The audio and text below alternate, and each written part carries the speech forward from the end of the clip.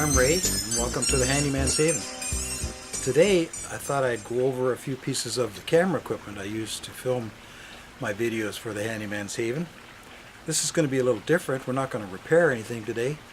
We're just going to show you how you can use certain small, inexpensive attachments and make a few things for yourself to get those very unusual shots at very little expense. I don't have an awful lot tied up in camera gear. I do that specifically because I just don't have the resources to put into it. Simple as that. If you don't have the money, you make do with what you have. And one of the things that most people have is a cell phone. This is a Galaxy, Samsung Galaxy S6, and it's not the top of the line model. It's a few years old now, and I use this almost exclusively for most of my videos, if you can believe that. Right now I'm filming with a Canon Handycam on my tripod here, so I'll just show you this little attachment here that you can put onto the foot of a tripod, and it's expandable. Most people have seen this. So you can latch this onto your tripod like so,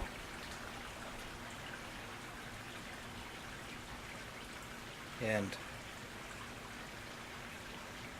attach it to your tripod, and there you go. You're in business. You've got a camera that's ready to go. Usually has a considerable battery life, which is really good, and it takes pretty darn good videos. Now the other thing that you want to have is a good tripod, and I have two. This is a very inexpensive tripod. The one that my camera is sitting on right now, and you'll see it in a minute, is about 90 bucks, so it's not terribly expensive, but very functional. This is an older tripod that I had for a number of years, and what happened is one of the legs actually broke off. I lost the fitting that goes in here, and so what I did is I got rid of the other two legs, and this is my mini tripod. So with this particular tripod, you can see here it's not that long, but you're always going to use and have shots that are lower, so rather than lower your regular tripod, you can use the small one for it. That works very nice. The other thing is it has an extendable shaft on it as well. So I can get a considerable height, maybe almost waist height with this for some specific shots. Now I've been experimenting with some multiple camera shots.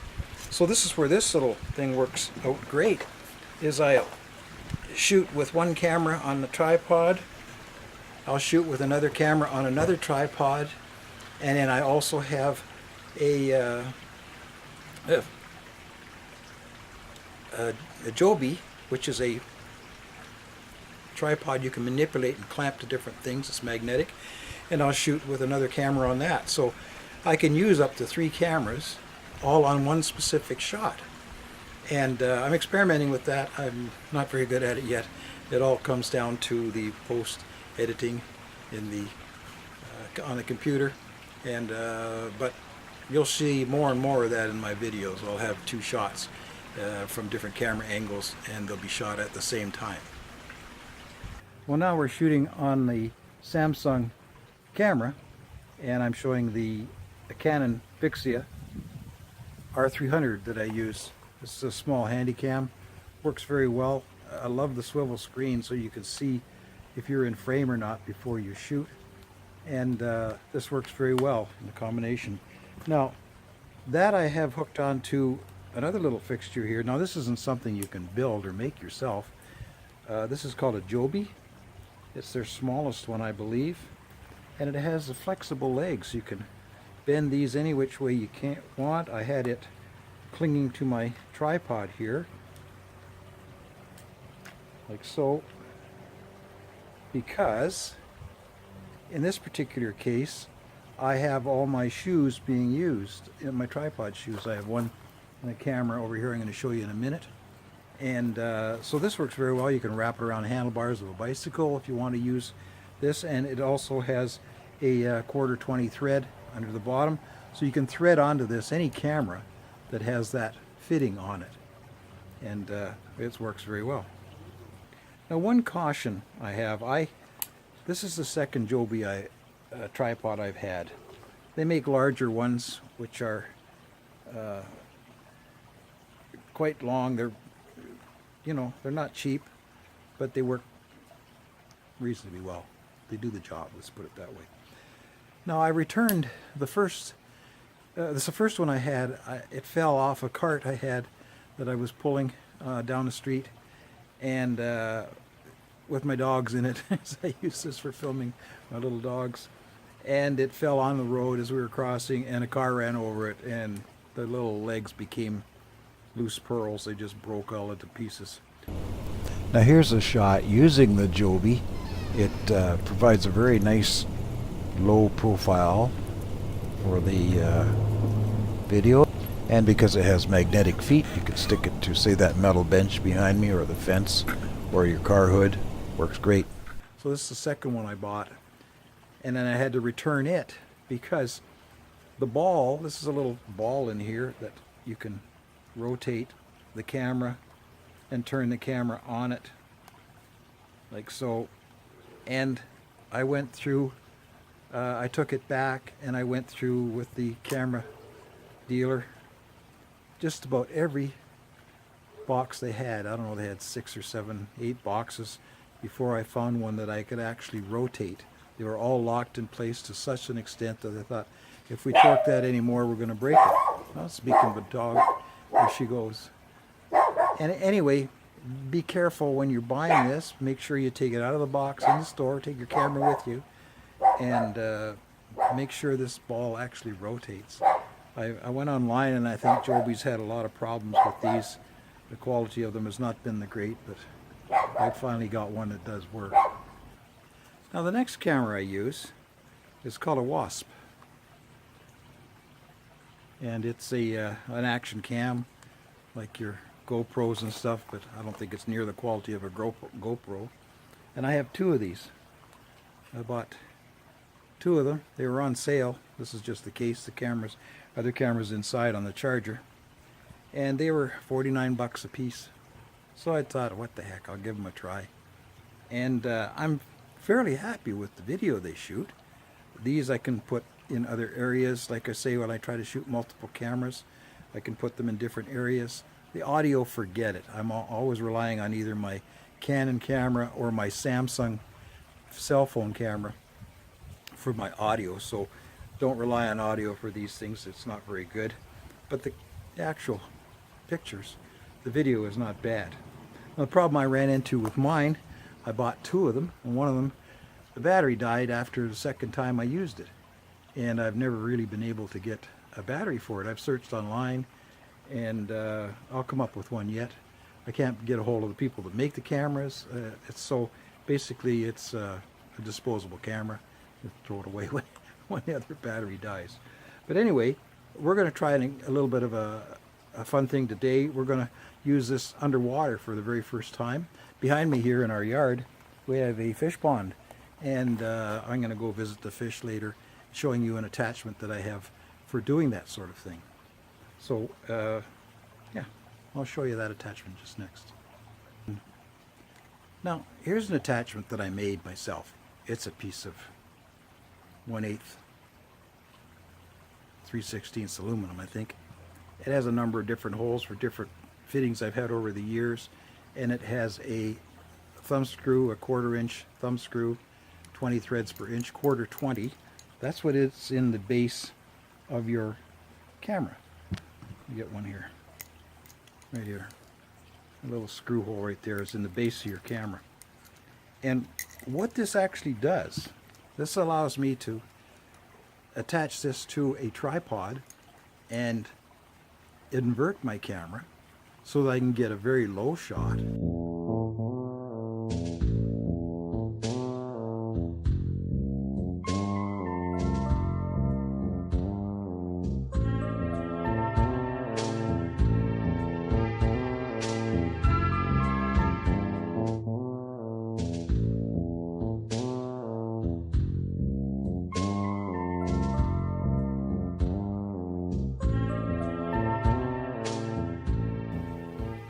doing this for a special shoot I was doing on wildlife, following wildlife trails, and I made this up so that I could get right down low in the grass and follow the wildlife trail as though I was the jackrabbit or the squirrel or whatever that was using the wildlife trails in the bush.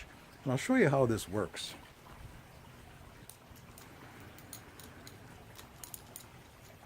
This is a threaded screw hole, and that's just to hold my little thumb screw in place so I don't lose it. It goes in the camera bag quite easily. This hole goes right through. And like I say, I can attach a video camera, a still camera, any camera whatsoever to this little attachment. So here we are, got our plate, and thread our base on. Okay. Now, I take the actual camera foot, the one that fits into the tripod, like so. Okay, and I'm going to attach that to the base. Okay, but I'm going to reverse it and make it upside down so that I can have my camera shooting down low. Okay. So now I'm going to take my little camera adapter here and attach my camera foot. This is what goes into the top of the tripod onto here. Now this is a threaded hole, so I can attach this right to it.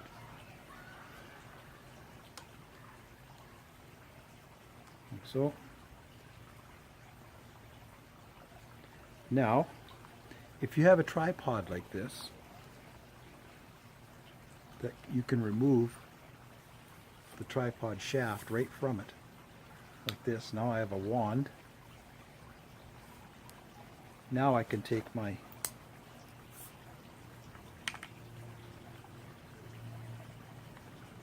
camera foot, mount it, and there we go. I have a wand that I can lower down to the ground and get those really close shots. Now in this particular case, I'm going to have to turn. There we are. Everything's mounted on properly. And I can turn the camera to show you how it actually works.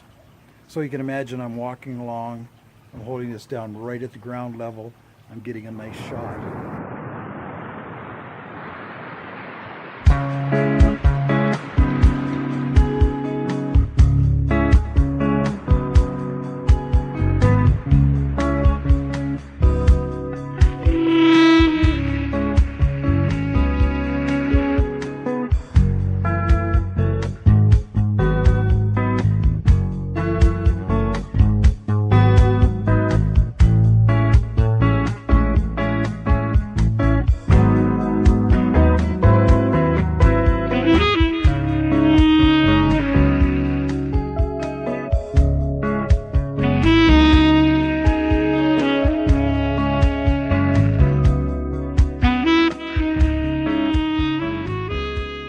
Also, if we're going to go to the fish pond, I can lower this into the water. This is a waterproof case, and I can see if we can see the fish at all. Now I'm going to show you how to make a camera extension out of a shower rod, of all things. This is similar to what you would use a monopod for, but costing $7. You just take a regular shower rod, pull the rubber end off of it, and you can adjust that any length you want. Now, that's actually a shower rod. This is the one that I had. I took the end off, the rubber end. And the nice thing with this too, I use this a lot in the bush for doing wildlife photography, and it became my monopod in the bush. And this particular end here made for a great tool to help you climb the hills over rocks and stuff like that. It's fairly substantial, and it worked very well doing that purpose. So the next thing I did is I took and I drilled a hole in the end here with a wing nut, and all this particular one does is hold the rod from dropping right into place. You know, it could disappear down in here and you'd have a heck of a time getting it. So the next thing I did, I took my shaft from my tripod and I drilled a 1/4 inch hole through the end here. Right? And, whoops, right up against the rocks in the flower bed here. I just about went over. Anyway, now you've got this expandable rod, and the way it works is you just turn it upside down and give it a turn. Down she comes. Okay, now is the time to remove the wing nut. Well, you're looking at a wing nut too, so anyway. Like so. Now, my shaft goes over top of the closet rod. Now this all pertains to the type of tripod you have, whether it'll actually fit or not. But this one fits down over top. Then I put my screw through the hole further down the rod.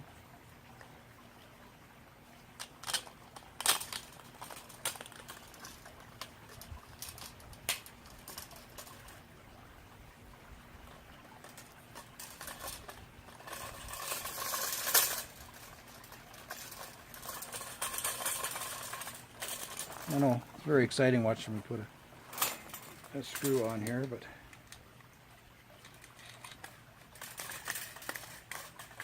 okay, back up a little bit so you can see this. So now,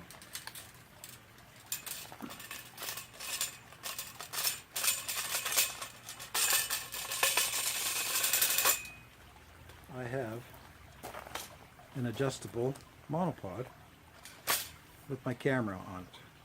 But the camera is set up in such a way so I can film low,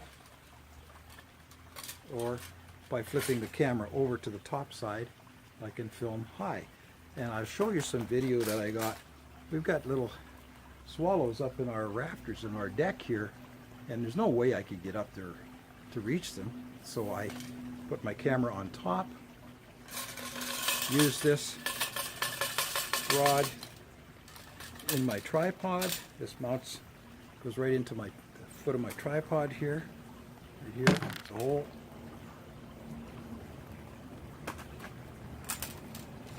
This rubber foot come off. This slid into the tripod. And I'll take a walk back here so you can actually see how it's set up.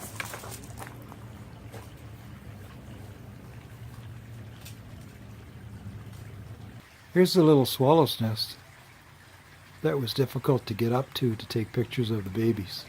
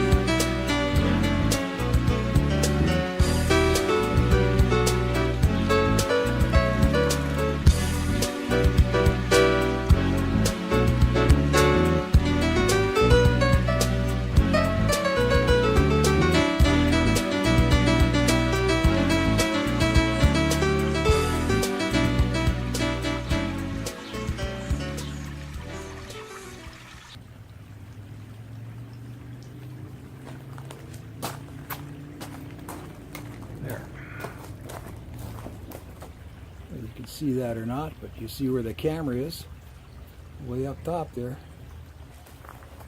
Whoops, it's coming down by itself, so you could do rotary motion as well.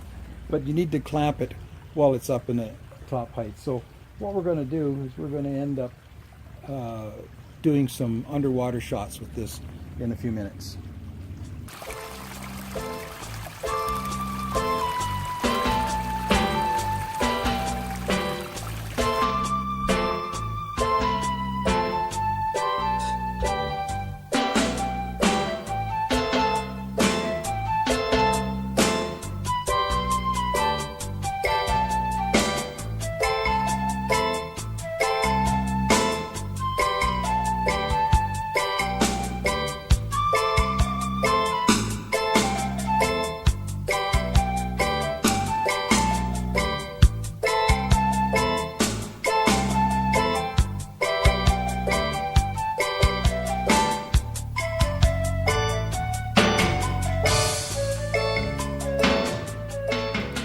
Well, I hope you enjoyed seeing some of the tricks and some of the templates I use for my own photography.